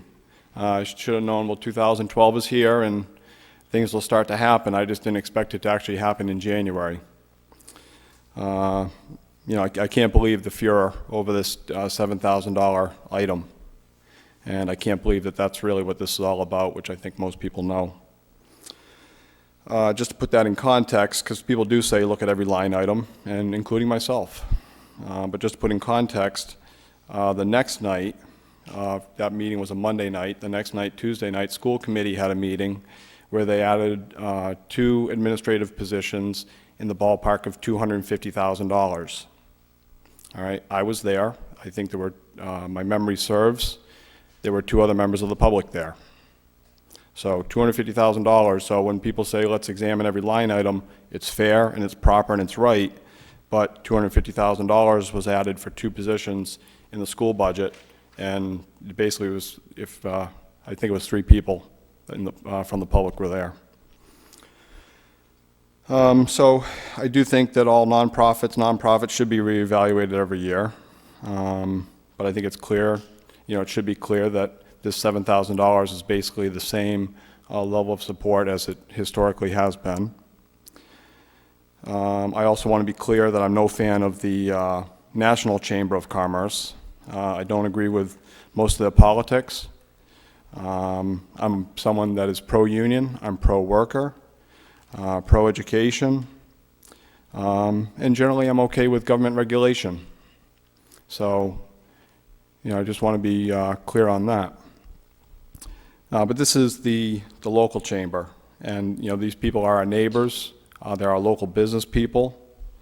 They sponsor our teams, our plays, community events, and I've actually felt it this last week or so. Wakefield School has an all-school play, and I hope that you know, our invitations might go out to our officials so that you can see the beauty of that.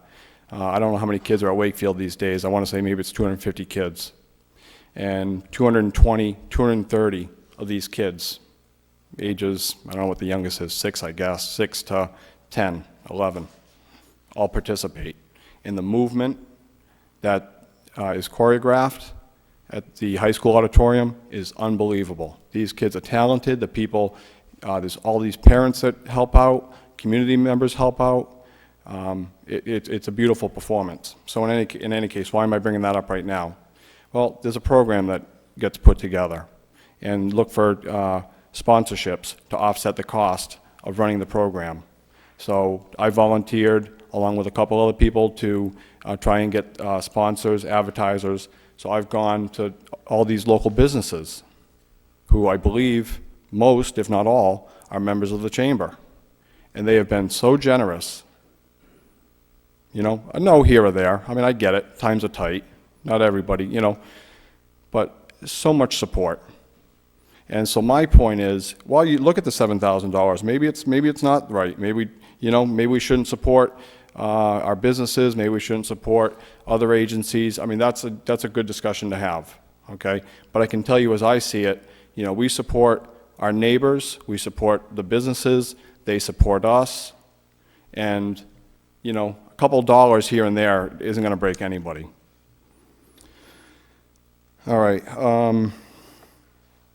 So anyways, some of the letters to the newspaper, you know, I guess probably I would disagree with any take that would represent that the current town council president did anything inappropriate and did not handle the meeting in the best way possible. I think in general, I attend most of these meetings, as I've said. Anybody that follows this, I guess, has probably seen my mug here before. And I can tell you this term has run much better than what I've seen in terms previous. Much more inclusive. I've seen much more interest in trying to build coalitions and consensus. And so I give, and now there's this firestorm, you know, so I give Ella Whaley credit for doing a good job. And, That's my take. And I guess just finally, you know, a lot of times when I come up here to say something, you know, especially, you know, I guess maybe when it's more about the school budget, I come in and I say, look, I've got 5 kids, okay?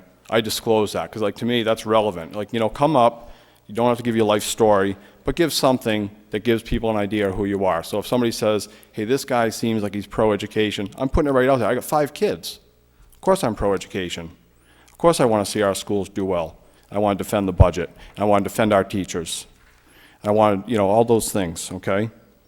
So it is pertinent that if a speaker comes up, if they come up and they want to say, I'm here, this is who I am, a little bit about myself, whether it's official capacity such as a union leader or a member of the local Democratic Party, I think that that's relevant. So if, as the questions come out and that's fleshed out, to me, totally pertinent, totally relevant, and that does not mean that that person cannot come and speak as an individual, but I think it's important for people to understand, you know, where people are coming from sometimes. Thank you very much. Thank you. Anyone else? Bob? Hi, Bob Traeger again. I don't know who to ask this question to, but I'm still bothered by a certain individual getting up here and almost by innuendo suggesting that he would flood the hall with people. Now, if you had an overflow of people, is there anything in the town charter or meeting that would say, okay, residents first, out-of-towners, anyone, it's first come, first serve? I mean, so you could bus people in from, I mean, wherever. If you had an agenda, you could bus people in from Chicago. I mean, really? I mean, is that possible? Even Poughkeepsie. All right. Well, I wouldn't mind. You know, I haven't seen it happen yet, and you know, back in the day of the town meetings, I know those got out of hand. But if it ever did come to that, I would think that you know, if an outside group forced us to move venue, then would definitely be a time to look at perhaps amending the way we do business here, because I mean that's, you know, that would be insane in my book. Thank you. Anyone else? Okay, that takes us. Oh. Oh. Deborah Bergner, resident South Kingstown.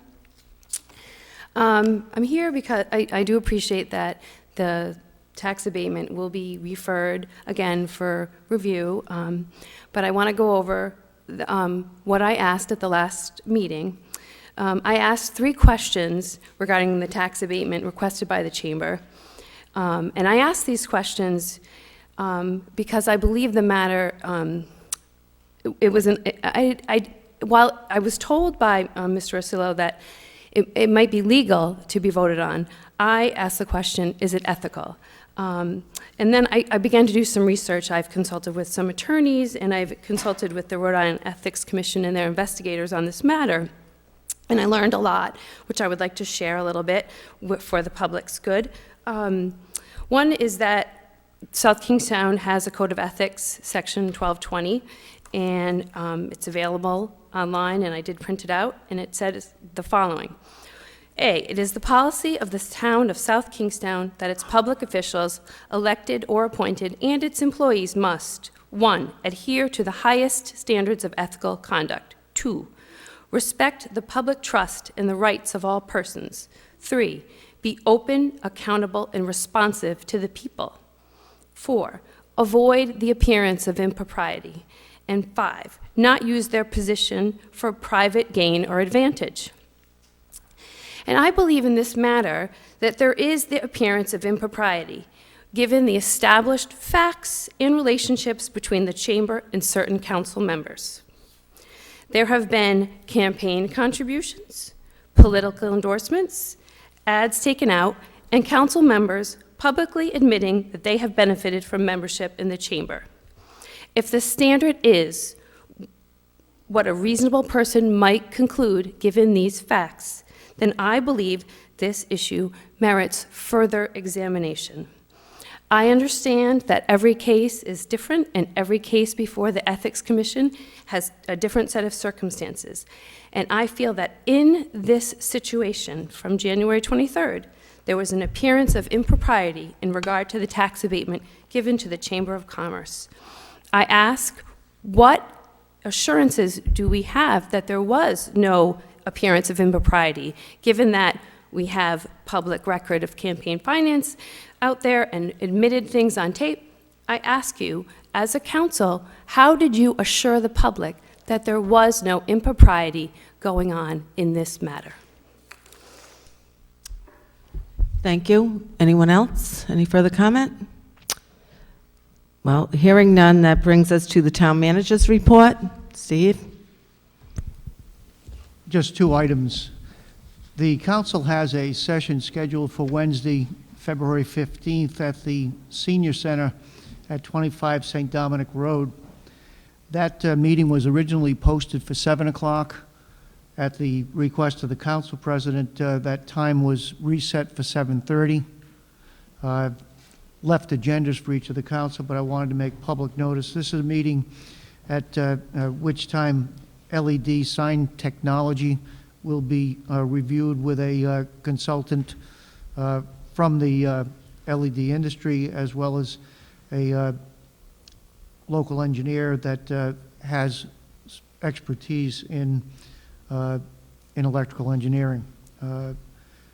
So that will be at 7:30 start rather than the 7 o'clock start.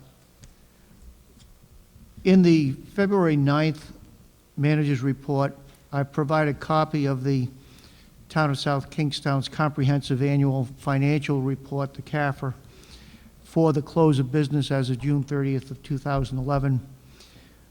Included with that report is a copy of the finance director's overview and detailed explanation of the information presented within the CAFR itself.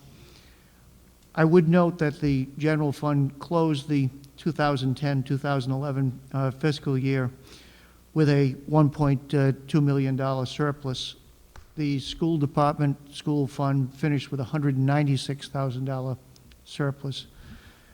Unassigned fund balance for the general fund for the close of June 30th would be approximately $9.3 million, or about 12.7% of the operating budget.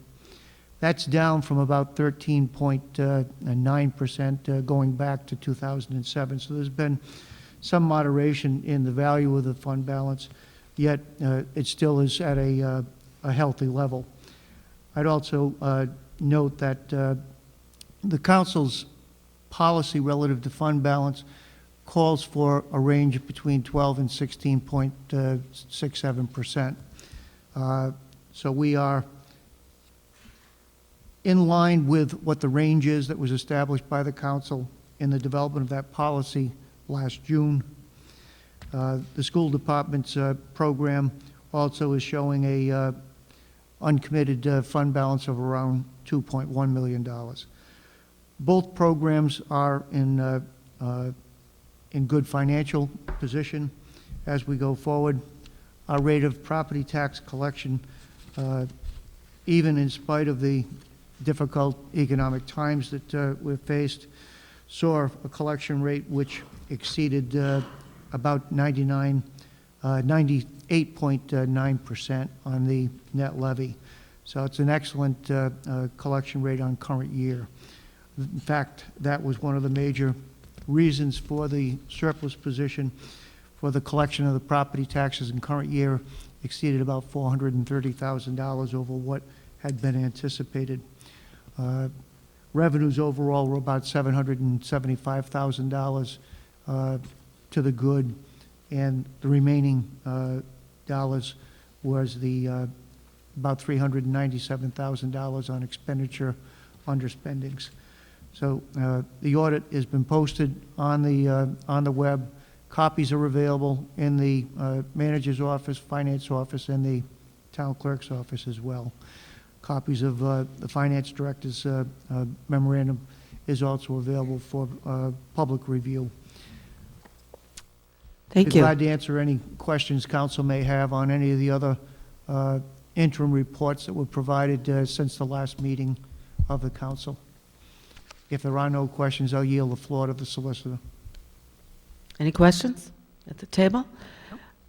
The town solicitor's report? Just to reiterate, as the council knows, I did provide you with a couple of ethics opinions with regard to the issues that were raised. These were opinions that were actually decided by the Ethics Commission. One of them, just coincidentally, involved the Narragansett Chamber of Commerce and a councilwoman on the Narragansett Council as to whether or not she could participate in discussions involving providing funds to that chamber. And the ruling there was consistent with what I advised you, which was that if any of you were in a leadership position within the chamber, meaning on the board of directors, then I would have advised that council person that they would have a conflict. Merely being a member of an organization without being on its leadership, without being in a leadership position or on a board of directors does not, under the rules of ethics, prohibit you from participating. So I believe the advice that I gave to you was good advice. It involved not decisions from the court, but decisions from the actual Ethics Commission. Thank you, Mike. That brings us to, sorry, go ahead. Yeah, Mike, I want to thank you because I've asked you probably over the 12 years I've sat up here, and that has been a consistent rule that we abide by.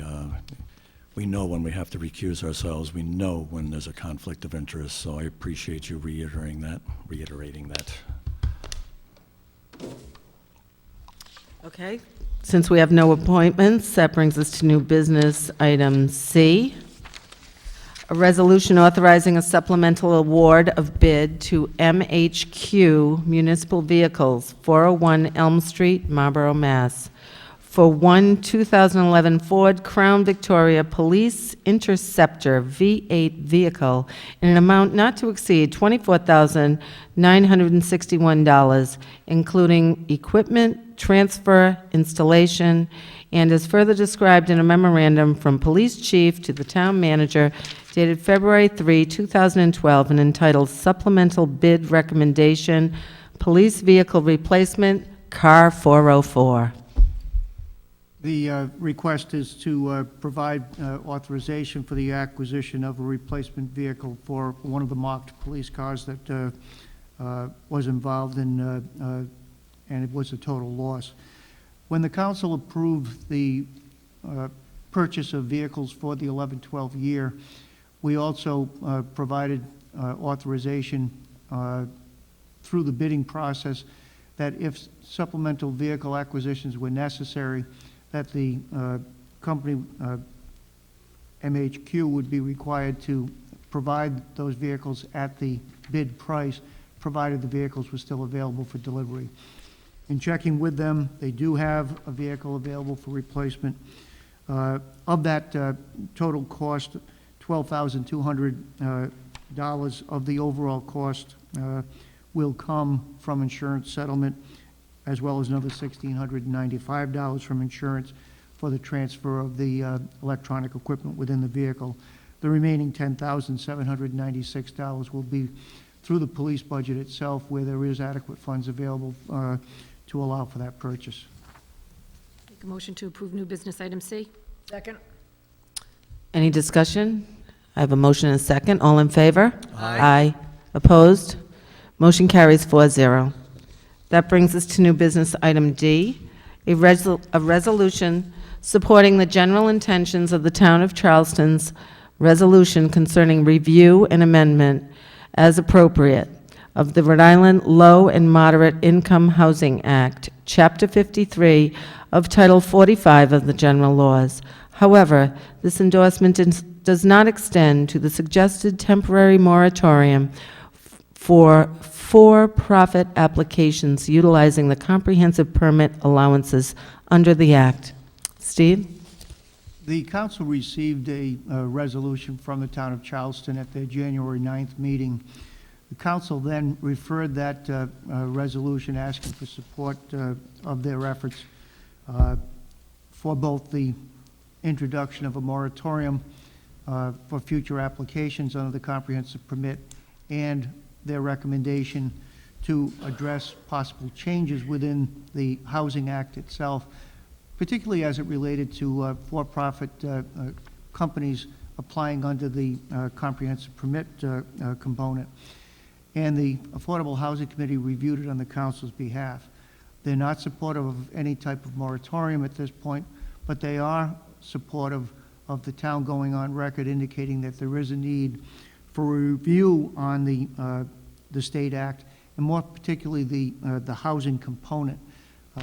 And they're asking that the council approve the resolution that's on the agenda tonight that would request, really through statewide planning, an initial review of the land use 2050 element within the Comprehensive Housing Act. Thank you. Motion to approve new business item D. Second? Any discussion? I have a motion and a second. All in favor? Aye. Aye. Opposed? Motion carries 4-0. That brings us to new business item H, which is a resolution authorizing an award. Oh, did I miss that? You missed one. Oh, sorry. It's a small one. Well, I'm new at being the chair. Thank you, though, Polly and Kathy. New business item F, a resolution authorizing the tax assessor to abate taxes in the total amount of $666.70 as shown on tax abatement request number 476. There were 5 vehicles that were determined not to be registered in the town of South Kingstown. Abatements are required on each of them for a total of $666.70. This is a recommendation from the assessor. Thank you. I move approval of new business item F. Second? I have a motion and a second. All in favor? Aye. Opposed? Motion carries 4-0. That takes us to new business item H, a resolution authorizing an award of bid to Vision Government Solutions, 44 Barefoot Road, Northborough, Mass., for the 2012 townwide full property revaluation in an amount not to exceed $460,000, including a contingency, and is further described in a memorandum from the town assessor to the town manager dated February 8, 2012, and entitled Revaluation Contractor Recommendation. Steve? The recommendation is to go with the lowest qualified vendor, which is the Vision Governmental Solutions. There were 2 other bids that were submitted, one by Tyler Technologies, formerly CLT, and Appraisal Resources. Vision's total bid price was $438,000. Appraisal Resources came in at $472,600, and Tyler came in at $472,800. We are well familiar with Vision. Vision Appraisal has completed several appraisals in South Kingstown in both 2006 and 2009. The price is approximately $32 per parcel for the appraisal review. Again, we are required under state statute under a 9-year program to have full revaluation and then 2 statisticals.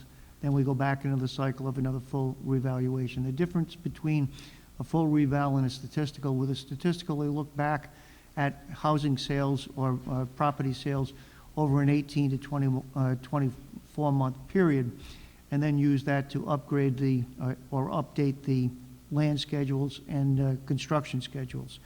With a full revaluation, all properties need to be physically measured and entered, and then again there'll be a review of all of the property sales and the development of new land schedules and building schedules.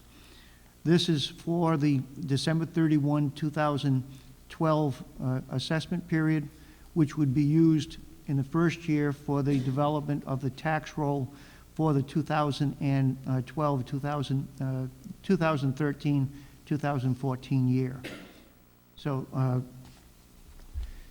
we are looking at also recommending a $22,000 contingency that would be added based on us coming up with what a final count is as to the number of parcels that are actually examined.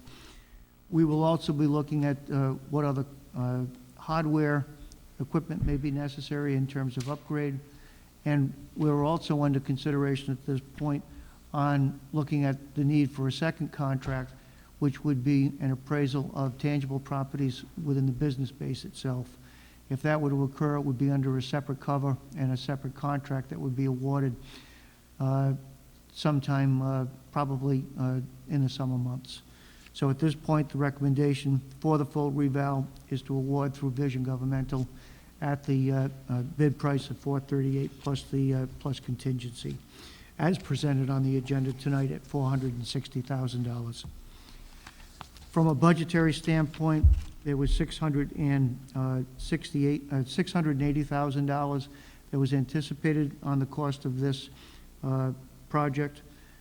What we will do is we'll continue to hold any excess funds within the capital reserve fund for revaluation, and it'll allow us not to have to appropriate additional dollars in future capital budgets for the statistical that will be required in 2015. Any? Jim? Yeah, that was my question as I asked on the work session what we had set aside for that. I'd like to think, Steve, that with the quiet real estate market that we've had for the last few years, that this will really, that vision this time around can really be quite complimentary, that it'll be well examined, they won't be rushed, won't be a lot of new building, and anything that was missed the last time, they'll probably capture this time. So I'd like to think with the real estate slowdown that we won't have neighbor questioning neighbor's valuation. I'd like to think so, too. Yeah. I move approval of new business item H. Second. I have a motion and a second. All in favor? Aye. Aye. Opposed? Motion carries 4-0. That brings us to new business item I, a resolution thanking the town's House of Representatives delegation for their support of House Bill 2012-H7055, an act relating to elections, voting districts and officials, which eliminates the number 1,900 of electors to be served by a single polling location and allows for up to 4,000 voters in the same voting district, if approved by the Board of Elections, and requesting Senator Sosnowski to submit and/or support a reciprocal bill to H7055 in the Senate. Steve? Or I Dale? think the resolution speaks for itself, but I would say that as it relates directly to South Kingstown, it would allow us to go from potentially 12 polling locations down to 6, maybe 6 or 7. But in so doing, what it would also allow us to do is to reduce the number of persons necessary to be able to properly conduct the elections. The overall cost savings to the town is probably around $4,500 to $4,600. But I think the real issue here is whether or not, if this were to occur, can we provide a more efficient system for getting voters in and out of the polling place in a shorter period of time by being able to concentrate the workers in locations, open up the number of security booths that would be available, and be able to move people in and out. We think that the act that was presented and proposed through the Board of Elections is a viable proposal and one that we would like to see approved. But obviously, it's gone through the House, but if it hasn't been introduced as of yet that we're aware of in the Senate, it needs to be considered in this session of the Assembly. The sooner the better, because each of the clerks in all of our communities are responsible for getting ready for the elections. They need to know whether or not they're setting up multiple polling locations based on the 1,900 voter limit, or whether they're setting them up for the 4,000. Thank you. Any comments at the table? I hope it passes for you, Dale, because I know what you do on Election Day. So I'm going to make a motion to approve new business item I, and as Dale whispered, it's $4,000 to $5,000 range per election that could be saved. So that's my motion. Second? I have a motion and a second. All in favor? Aye. Aye. Opposed? Motion carries 4-0. Do I have a motion to adjourn? Motion to adjourn. Second? All in favor? Aye. Aye. Motion carries 4-0. Have a good evening, everyone. I finally get to bang the gavel.